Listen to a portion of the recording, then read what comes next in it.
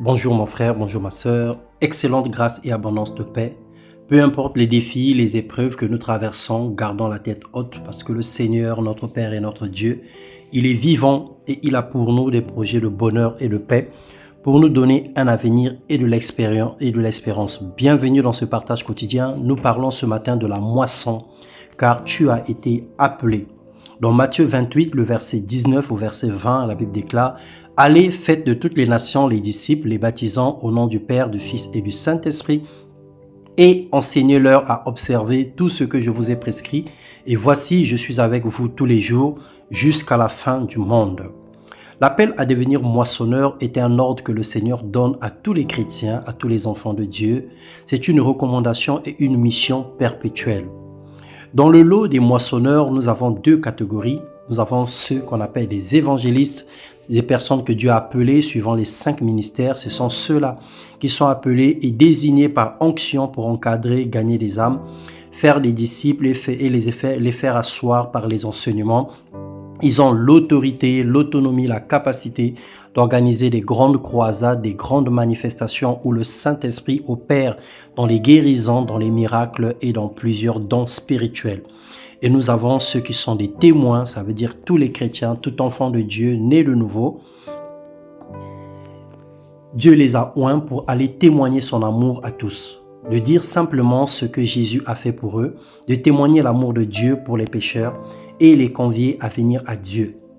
Il n'est pas question de ce que tu es, de ce que tu as ou de qui tu es, plutôt de qui est Jésus et de ce qu'il a fait pour nous et pour l'humanité tout entière. Dans Acte 17, le verset 20, il est écrit « Car tu nous as fait entendre des choses étranges, nous voulons donc savoir ce que cela peut être. » Bien-aimé dans le Seigneur, sois duplicable, reproduis fidèlement l'œuvre de Christ dans les vies des gens autour de toi. Va avec la force que tu as pour faire l'œuvre que Dieu t'appelle de faire. Le Seigneur, il est le maître de temps et c'est lui qui communique la capacité. La Bible déclare dans Philippiens 2,13, c'est lui qui produit en l'homme le vouloir et le faire selon son bon plaisir. Alors ne te comporte pas comme Jonas, ne fuis pas l'appel de Dieu, ne fuis pas la mission de Dieu.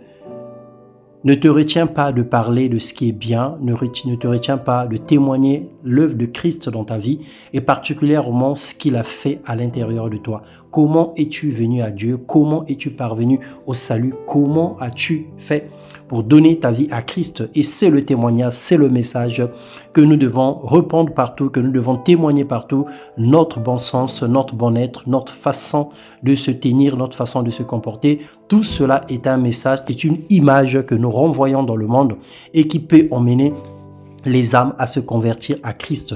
2 Corinthiens 3,3, la Bible déclare que nous sommes des lettres écrites, non pas avec de l'encre, mais avec l'Esprit de Dieu. Notre vie est une lettre. Les personnes en face de nous lisent un message au travers de notre comportement, au travers de nos attitudes, au travers de nos attributs. Que Dieu nous accorde la grâce d'être des véritables messagers, des moissonneurs, des personnes qui vont gagner des âmes à Christ, parce que le salut, la patience de Dieu, c'est le salut de l'homme. Dieu veut que tous les hommes soient sauvés et qu'ils parviennent à la connaissance de la vérité, excepté le fils de la perdition, le diable et ses démons. Mais en ce qui concerne la volonté de Dieu, Dieu nous appelle à annoncer sa parole, à convier et à appeler tout le monde au salut. Que Dieu te bénisse et t'accorde la capacité de devenir un grand moissonneur pour la gloire du Seigneur, dans le nom puissant de Jésus-Christ. Amen.